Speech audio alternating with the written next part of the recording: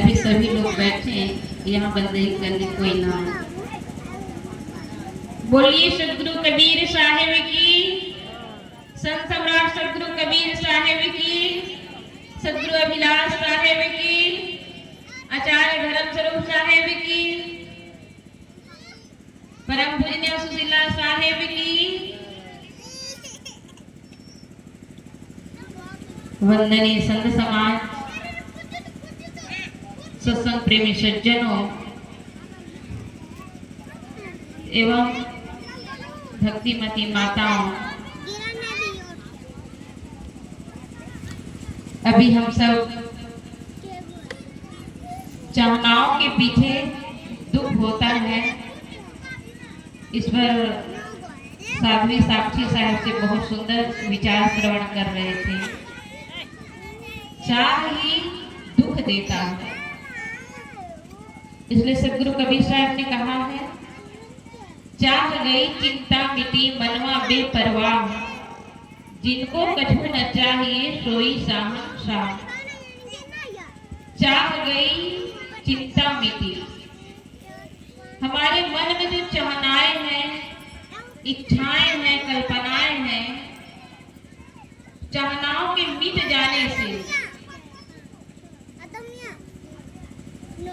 माता जी भी बैठे ना, बाद में मिल लीजिएगा।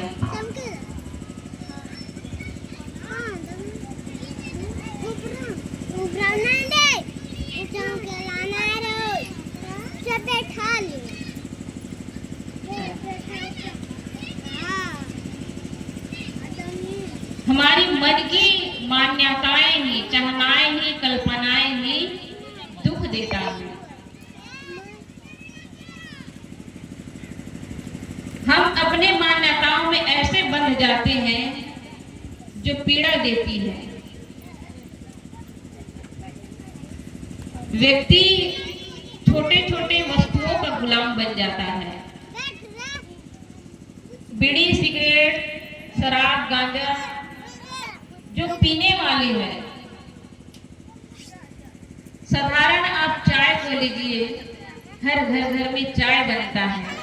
जो चाय पीने की आदत बन गई तो उस चाहनाओं के पीछे, उस आदत के पीछे लोग लाचार हो जाते हैं। जब समय पर उसे चाय नहीं मिलता तो सिर दर्द करता है, व्यक्ति बीमार पड़ जाता है। कितने लोग कहते हैं हमें एक टाइम भोजन न मिले, एक दिन भोजन न मिले, लेकिन हमें गुटखा मिलना चाहिए। दिन भर व्यक्ति मेहनत मजदूरी करता है और शाम को शराब भट्टी में जा करके शराब पीता है। एक दिन पीने को ना मिले तो बेचैन हो जाता है। ये आदत किसने बनाया? आदत किसने बनाया? हमने ही बनाया। आदत बनाने में बड़ी कठिनाई नहीं होती है, बन जाने के बाद उसे छोड़ने में बड़ा कठिन होता है। इसलिए कोई भी आदत, कोई भी चाहना पीड़ा देती है। सदगुरु कबीर साहब ने कहा, चाह गई, मन में हमारी जो चाहनाएं अगर चली गई तो चिंता ही मिट जाती है, किसी बात की चिंता नहीं रहती है। एक बार एक संत ठंड के मौसम में संत अपने गंतव्य तक पहुंचना चाहता था, लेकिन पहुंच नहीं पाया। शहर के पास पहुंचकर वह एक राजमहल के पीछे, जहां पर भड़भूज था, उस भड़भूज के भट्टी के अंदर देखा, वहां बड़ा सुंदर गर्माहट है। संत को लगा कि यह जो भट्टी है, इस भट्टी के अंदर अगर मैं सो जाता हूं तो ठंड से भी बच जाऊंगा, और वह भड़भूज के अंदर, भड़भूज समझ रहे ना? भड़भूज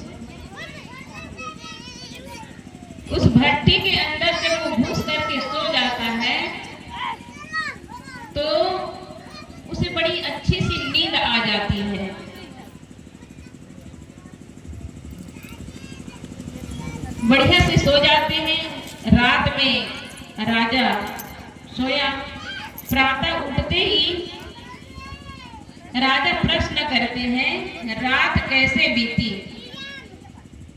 क्या कहा? रात कैसे बीती? तब उस संत इस आवाज को सुनकर उत्तर देते हैं, रात अच्छी बीती, कुछ आपके जैसे और कुछ आपसे भी अच्छी। राजा को ऐसे अजनबी आवाज सुन करके आश्चर्य लगा कि ये कौन बोल रहा है। फिर राजा पुनः प्रश्न करते हैं कि रात कैसे बीती? तो वह उत्तर पुनः मिलता है कि रात बहुत अच्छी बीती और कुछ आपके जैसे कुछ आपसे भी अच्छी। तब कहते हैं राजा कि यहाँ कोई व्यक्ति है जो हमारे सिपाहियों के अलावा, मंत्री के अलावा कोई और पास में निवास कर रहा है। ऐसा संयोग कि उस राजमहल में उसी रात्रि में चोरी हो गया। चोरी हुआ, तिजोरी के खजाने का पूरा सामान निकल गया, पूरा खजाना चोरी हो गया। सिपाही पूरा पता लगाने गए, पता लगाते लगाते कहीं नहीं मिला। तब राजा को याद आई, मैंने सुबह सुबह एक प्रश्न किया था, रात कैसे बीती? तब उत्तर में एक अजनबी की आवाज आई थी कि रात अच्छी बीती, कुछ आपके जैसे और कुछ आपसे भी अच्छी। हो सकता है यही चोर हो। तब अपने सभी मंत्री और सिपाहियों को बुला करके राजा कहते हैं, मैं इस प्रश्न को दोबारा करूंगा। क्या कहा? मैं इस क्वेश्चन को दोबारा करूंगा और आप लोग इस राजमहल के बिल्कुल किनारे आइट साइड में आप सभी हमारे सिपाही मंत्री बाहर पता लगाना कि आवाज कहां से आ रही है। सभी मंत्री सिपाही बाहर निकले, पूरे राज भवन को घेर लिए। राजभवन के जैसे जस्ट पीछे थे, आगे थे, चारों तरफ से घेर लिया। तब राजा प्रश्न करते हैं कि रात कैसे बीती? संत की फिर पुनः आवाज आई, रात अच्छी बीती। राजा कहते हैं कि रात कैसे बीती? कुछ आपके जैसे कुछ आपसे भी अच्छी।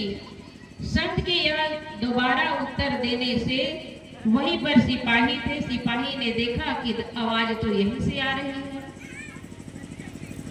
सिपाही उस भड़भूज के भट्ठी के नीचे जाकर झांका तो एक संत जिनके पूरे अंग में राख लपेटा हुआ था और वह ध्यान मग्न बैठे थे। सिपाहियों ने कहा कि आप भड़भूज के बाहर आइए, आपको राजा ने बुलाया है। संत ने कहा, राजा ने मेरे को क्यों बुलाया है? क्योंकि राजा को जब जरूरत पड़ती है, जब कोई अपराधी हो या किसी को कोई अच्छे कार्य में पुरस्कार दिया जाता हो, तब राजा याद करते हैं। मैंने ऐसा कोई काम तो नहीं किया है जो मुझे राजा याद करे। लेकिन सिपाहियों के कहने पर संत पूरे शरीर में राख लपटा हुआ था।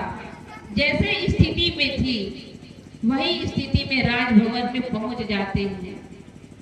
तब राजा ने कहा, क्या आपने मेरे प्रश्नों का उत्तर दिया?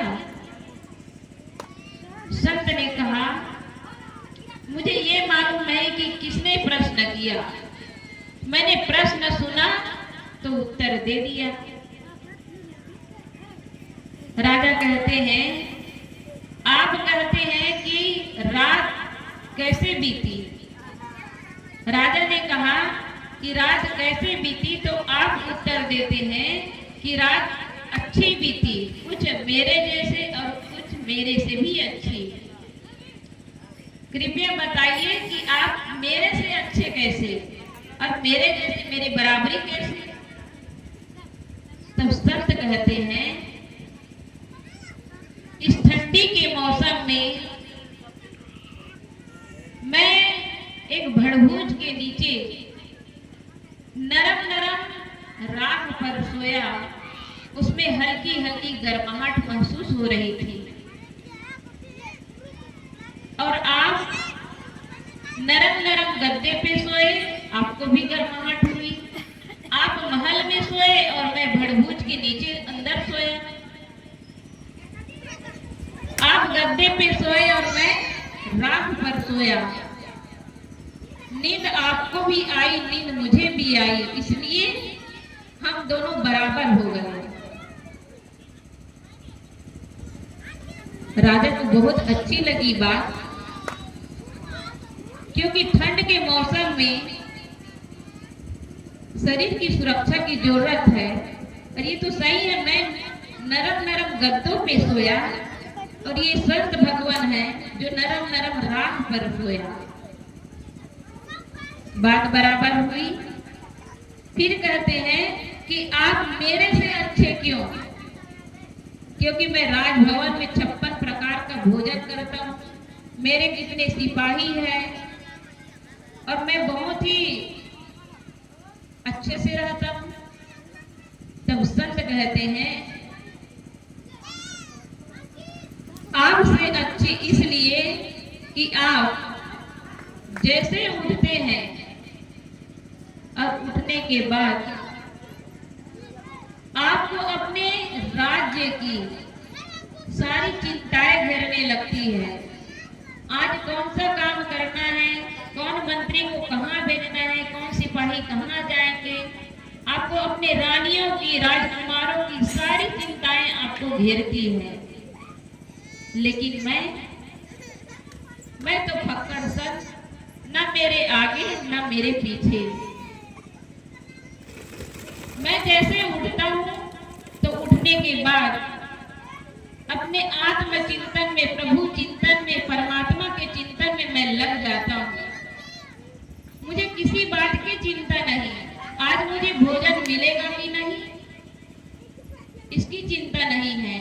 शरीर है तो कहीं ना कहीं भोजन मिल जाएगा और जो मिलेगा उसे शरीर को चलाना है।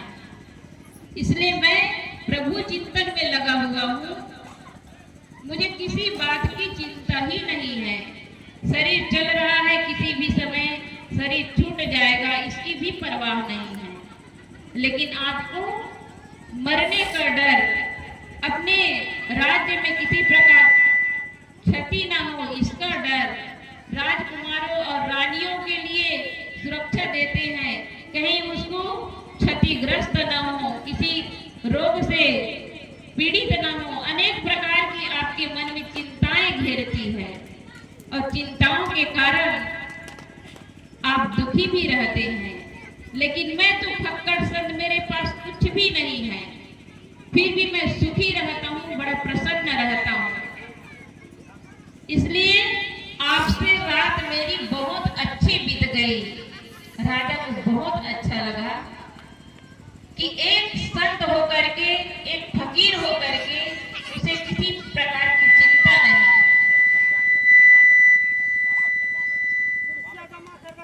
लेकिन हम सबके इतने सारे पुत्र हैं, परिवार है, मकान है, दुकान है, मिल है, फैक्ट्री है, खेती बाड़ी, बंगला है, उसके बावजूद हम दुखी क्यों हैं?